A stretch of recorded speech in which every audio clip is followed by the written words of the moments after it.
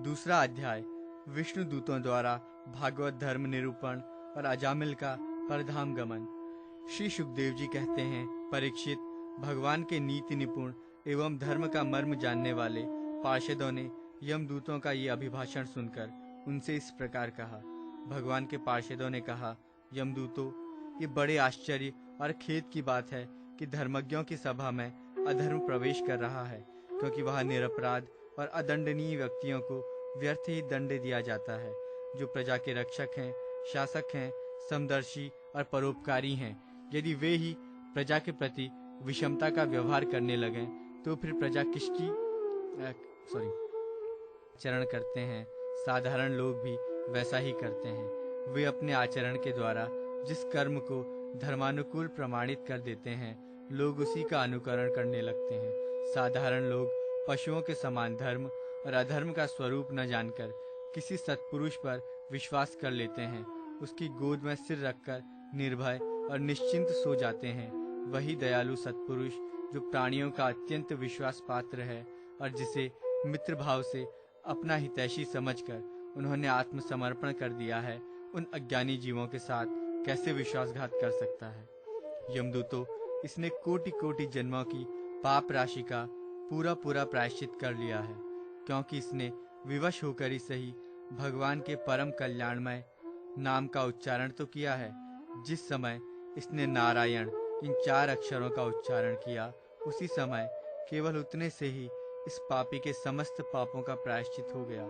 चोर, शराबी, मित्रद्रोही, ब्रह्मघाती, गुरुपत्नीगामी, ऐसे लोगों का संसर्गी, स्त्री, राजा, पिता और गाय को मारने वाला, चाहे जैसा और चाहे जितना बड़ा पापी हो, सभी के लिए ही सही इतना ही सबसे बड़ा प्रायश्चित है कि भगवान के नामों का उच्चारण किया जाए, क्योंकि भगवान नामों के उच्चारण से मनुष्य की बुद्धि भगवान के गुण, लीला और स्वरूप में रम जाती है और स्वयं भगवान की उसके प्रति आत्मीय बुद्धि हो जाती है।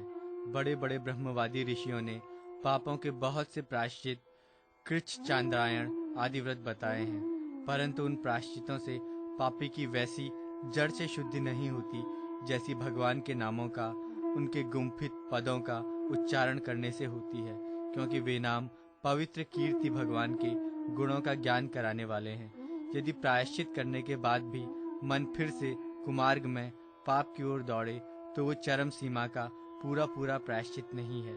इसलिए जो लोग ऐसा प्रायश्चित करना चाहें कि जिससे पाप कर्म और वासनाओं की जड़ ही उखड़ जाए, उन्हें भगवान के गुणों का ही गान करना चाहिए, क्योंकि उससे चित्त सर्वथा शुद्ध हो जाता है।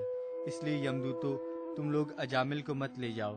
इसने सारे पापों का प्रायश्चित कर लिया है, क्योंकि इसने मरते समय भगवान के नाम का उच्चारण किया है। बड़े बड़े महात्मा पुरुष ये बात जानते हैं कि संकेत में, परिहास में, तान अलापने में अथवा किसी की अवहेलना करने में भी यदि कोई भगवान के नामों का उच्चारण करता है तो उसके सारे पाप नष्ट हो जाते हैं।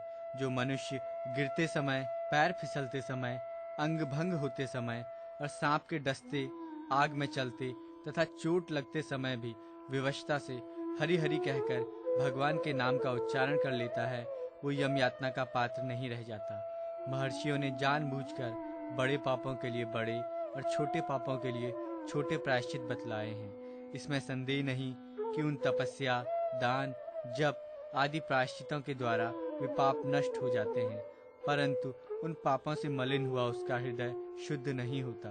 भगवान के चरणों की सेवा से वो भी शुद्ध हो जाता है। यमदूतों, जैसे जान या अनजान में ईंधन से अग्नि का स्पर्श हो जाए तो वो भस्म हो ही जाता है, वैसे ही जानबूझकर या अनजान में भगवान के नामों का संकीर्तन करके मनुष्य के सारे पाप भस्म हो जाते हैं। जैसे कोई परम शक्तिशाली अमृत को उसका गुण न जानकर अनजान में पी ले तो भी वो अवश्य ही पीने वाले को अमर बना देता है, वैसे ही अनजान में उच्चारण करने पर भी भगवान का नाम अपना फल देकर ही रहता है। श्री सुखदेव जी कहते हैं, राजन, इस प्रकार भगवान के पार्षदों ने भागवत धर्म का पूरा निर्णय सुना दिया और अजामिल को यमदूतों के पाश से छुड़ाकर मृत्यु के मुख से बचा लिया। प्रिय परीक्षित, पार्षदों की ये बात सुनकर यमदूत यमराज के पास गए और उन्हें ये सारा वृत्तांत ज्यों का त्यों सुना दिया। अजामिल यमदूतों के फंदे से छूटकर निर्भय और स्वस्थ हो गया। उसने भगवान के पार्षदों के दर्शन जनित आनंद में मग्न होकर उन्हें सिर झुकाकर प्रणाम किया। निष्पाप परीक्षित, भगवान के पार्षदों ने देखा कि अजामिल कुछ कहना चाहता है, तब वे सहसा उसके सामने ही वहीं अंतर्धान हो गए। इस अवसर पर अजामिल ने भगवान के पार्षदों से विशुद्ध भागवत धर्म और यमदूतों के मुख से वेदोक्त सगुण धर्म का श्रवण किया था। सर्व पापापहारी भगवान की महिमा सुनने से अजामिल के हृदय में शीघ्र ही भक्ति का उदय हो गया। अब उसे अपने पापों को याद करके बड़ा पश्चाताप होने लगा। अजामिल मन ही मन सोचने लगा, अरे मैं कैसा इंद्रियों का दास हूँ। मैंने एक दासी के गर्भ से पुत्र उत्पन्न करके अपना ब्राह्मणत्व नष्ट कर दिया। ये बड़े दुख की बात है। धिक्कार है, मुझे बार बार धिक्कार है।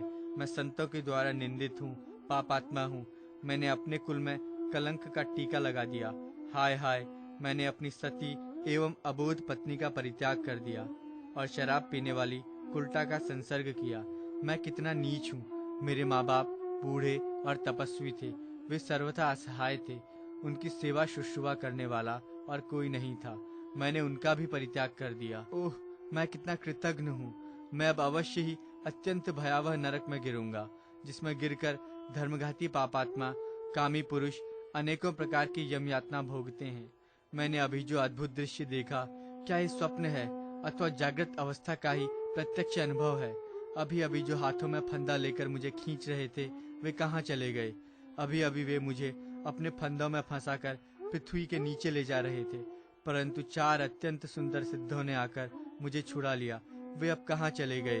यद्यपि मैं इस जन्म का महापापी हूँ, फिर भी मैंने पूर्व जन्मों में अवश्य ही शुभ कर्म किए होंगे, तभी तो मुझे इन श्रेष्ठ देवताओं के दर्शन हुए। उनकी स्मृति से मेरा हृदय अब भी आनंद से भर रहा है। मैं कुलटागामी और अत्यंत अपवित्र हूँ। यदि पूर्व जन्म में मैंने पुण्य न किए होते तो मरने के समय मेरी जीभ भगवान के मनमोहक नाम का उच्चारण कैसे कर पाती? कहाँ तो मैं महाकपटी, पापी, निर्लज्ज और ब्रह्मतेज को नष्ट करने वाला, तथा कहाँ भगवान का वो परम मंगलमय नारायण नाम। अब मैं अपने मन, इंद्रिय और प्राणों को वश में करके ऐसा प्रयत्न करूंगा कि फिर अपने को घोर अंधकारमय नरक में न डालूं। अज्ञानवश मैंने अपने को शरीर समझकर उसके लिए बड़ी बड़ी कामनाएं की और उनकी पूर्ति के लिए अनेकों कर्म किए। उन्हीं का फल है ये बंधन। अब मैं इसे काट कर समस्त प्राणियों का हित करूंगा, वासनाओं को शांत कर दूंगा, सबसे मित्रता का व्यवहार करूंगा, दुखियों पर दया करूंगा और पूरे संयम के साथ रहूंगा। भगवान की माया ने स्त्री का रूप धारण करके मुझ अधम को फांस लिया और क्रीड़ा मृग की भांति मुझे बहुत नाच नचाया। अब मैं अपने आप को उस माया से मुक्त करूंगा। मैंने सत्य वस्तु परमात्मा को पहचान लिया है, अतः अब मैं शरीर आदि में मैं तथा मेरे का भाव छोड़कर भगवान नाम के कीर्तन आदि से अपने मन को शुद्ध करूंगा और उसे भगवान में लगाऊंगा। श्री सुखदेव जी कहते हैं, परीक्षित, उन भगवान के पार्षद महात्माओं का केवल थोड़ी ही देर के लिए सत्संग हुआ था। इतने से ही अजामिल के चित्त में संसार के प्रति तीव्र वैराग्य हो गया। वे सबके संबंध और मोह को छोड़कर हरिद्वार चले गए। उस देव स्थान में जाकर वे भगवान के मंदिर में आसन से बैठ गए और उन्होंने योग मार्ग का आश्रय लेकर अपनी सारी इंद्रियों को विषयों से हटाकर मन में लीन कर दिया और मन को बुद्धि में मिला दिया। इसके बाद आत्मचिंतन के द्वारा उन्होंने बुद्धि को विषयों से पृथक कर लिया तथा भगवान के धाम अनुभव स्वरूप पर ब्रह्म में जोड़ दिया। इस प्रकार जब अजामिल की बुद्धि त्रिगुणमयी प्रकृति से ऊपर उठकर भगवान के स्वरूप में स्थित हो गई, तब उन्होंने देखा कि उनके सामने वे ही 4 पार्षद जिन्हें उन्होंने पहले देखा था खड़े हैं। अजामिल ने सिर झुकाकर उन्हें नमस्कार किया। उनके दर्शन पाने के बाद उन्होंने उस तीर्थ स्थान में गंगा के तट पर अपना शरीर त्याग दिया और तत्काल भगवान के पार्षदों का स्वरूप प्राप्त कर लिया। अजामिल भगवान के पार्षदों के साथ स्वर्णमय विमान पर आरूढ़ होकर आकाश मार्ग से भगवान लक्ष्मीपति के निवास स्थान वैकुंठ को चले गए। परीक्षित, अजामिल ने दासी का सहवास करके सारा धर्म कर्म चौपट कर दिया था। वे अपने निंदित कर्म के कारण पतित हो गए थे। नियमों से च्युत हो जाने के कारण उन्हें नरक में गिराया जा रहा था, परंतु भगवान के एक नाम का उच्चारण करने मात्र से वे उससे तत्काल मुक्त हो गए। जो लोग इस संसार बंधन से मुक्त होना चाहते हैं, उनके लिए अपने चरणों के स्पर्श से तीर्थों को भी तीर्थ बनाने वाले भगवान के नाम से बढ़कर और कोई साधन नहीं है, क्योंकि नाम का आश्रय लेने से मनुष्य का मन फिर कर्म के पचड़ों में नहीं पड़ता। भगवान नाम के अतिरिक्त और किसी प्रायश्चित का आश्रय लेने पर मन रजोगुण और तमोगुण से ग्रस्त ही रहता है तथा पापों का पूरा पूरा नाश भी नहीं होता।